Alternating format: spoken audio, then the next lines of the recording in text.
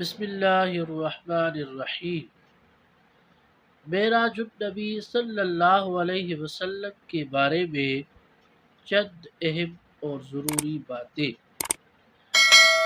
نبوت کے 12ویں سال معراج کا واقعہ پیش آیا، البتہ مہینے کے اندر اختلاف ہے، مگر مشہور یہ ہے کہ یہ واقعہ رجب شریف کی 27ویں شب کو پیش آیا۔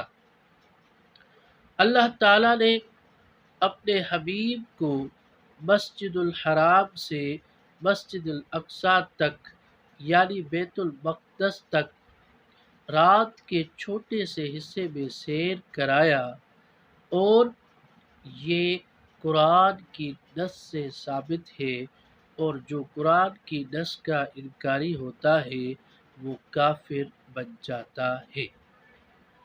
اس کے بعد اللہ تعالیٰ نے اپنے حبیب کو آسمانوں کا سیر کرایا، جنت جہنم دکھائی، اور آخر میں اللہ رب العزت نے اپنے حبیب کو اپنا دیدار کرایا، اور یہ پورا واقعہ حالت بیداری میں جسم اور روح کے ساتھ پیش آیا۔ اس کے بعد اللہ تعالیٰ نے اپنے حبیب کو نماز کا تحفہ عطا فرمایا، جو پہلے 50 تھی اور آخر میں 5 ہو کر رہ گئی۔ اللہ رب العزت نے ارشاد فرمایا، اے میرے حبیب، آپ کی امت پڑھے گی 5، میں رب جلیل اس کو 50 نمازوں کا ثواب عطا فرماؤں گا۔ ہماری یہ کوتاہیاں، ہمارا یہ المیہ ہے کہ ہم اللہ کے فرض کو پڑھنے میں بالکل کوتاہیاں کرتے ہیں، اور ہم نمازوں کو ضائع کر دیتے ہیں۔